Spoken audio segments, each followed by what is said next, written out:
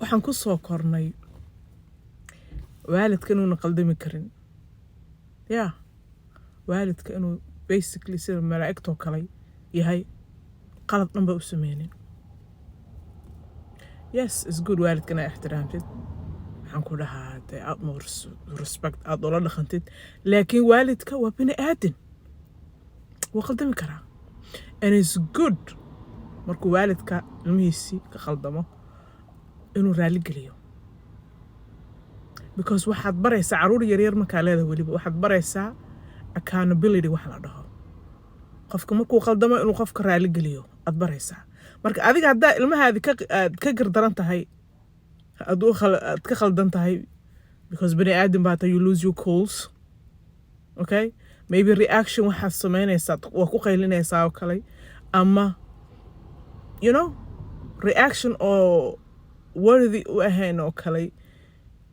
oo too much baad bixin kartaa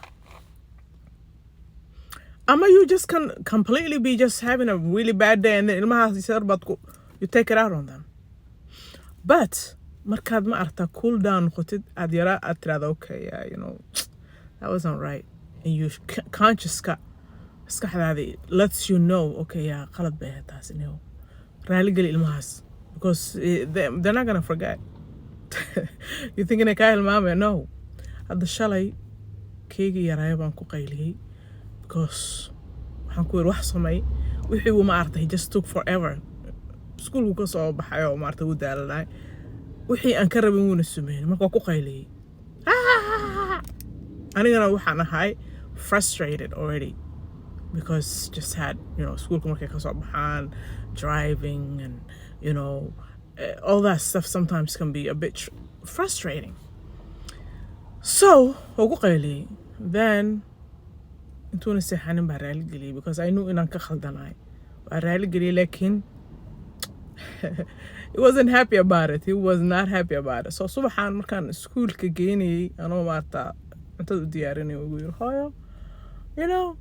I want you inaa raali gelisid because raali gelinta aad shalay sameynaysay just ma dareemin inay ma aragtaa sincere ahayd yacni qalbiga maadan ka dhihin buu yiri waa iska tiri laakiin qalbiga maadan ka dhihin marka ma rabi inaa maanta markaa soo qaadid laangaabnimo aa ila dhaqantid laangaabnimo ma dhin okay ma dhin that's just me adding that laakiin wuxuu yidhi hawana adigana inaad good day aad haysatid anigana aan good day haysto so raali geli waa raali geliyey because waa ogaa inaan ka khaldanahay because can you not do that again like haddaa wax u baahan tahay qaylida anigu waa necbahay ha igu qaylinin okay si tartiiba igu sheeg waxaan ku yidhi okay you know what si tartiiba maybe waa kugu sheegi karaa maybe ma kugu sheegi kari because I don't know because haddaa anigu aan caraysanahay ama aan frustrated ahay sometimes reactionkayga ma controli kari bilaa control ba ahay no ma control ba but you know ma jirto dee oh yes I'm gonna make sure inaan qaylinin or no you will waxaan ku yiri I don't know I cannot promise you that laakiin waa ku raali gelinaya haddaan kaa khaldanahay okay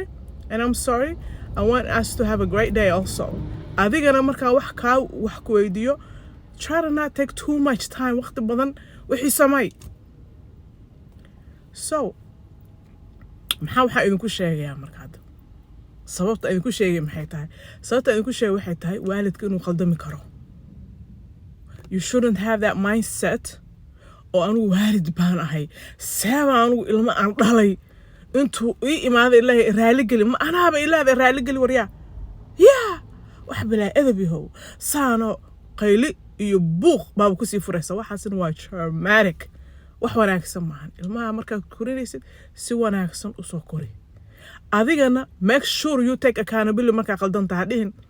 anigu waalid baan ahay ma khaldami kari ixtiraam darro weeye ilmahaada inuu ku dhaho raali geli no ixtiraam darro maahan bini aadam baa taa waa qaldami kartaa every dayna you should re-evaluate yourself sa caruurtaada ola dhaqantid you should say okay saa maanta ola dhaqmay tolo was it okay yeah did I maarta a little bit too much maanahay haddaa istiraadid and consciouskaada uu ku dhaho okay yeah that wasn't nice raali geli ilmahaas raali geli because you're teaching him markuu weynaado isagana inuu dadka raali geliyo markuu khaldan yahay accountability inuu qaato wax yaroo narcissist saadan society ugu soo deynin dad mataqaanaa self entitlement laho or they can never be wrong ayagaa wax waliba ma arta ay sameeyaan waa perfect markaasay waxay noqonayaan menace to society ummadii oo dhan baa dhibsanayso yeah so guriga ka bilaab guriga is maxaan ku dhahaa meesha aad tacliinta aad ka baraysid meesha ma artaa siduu society-ga oo la dhaqmi lahay siduu nafsadiisa oo la dhaqmi lahay siduu isku ixtiraami lahay si dadka ma arta u ixtiraami lahay aad ka baraysid yes aad baan idin salaam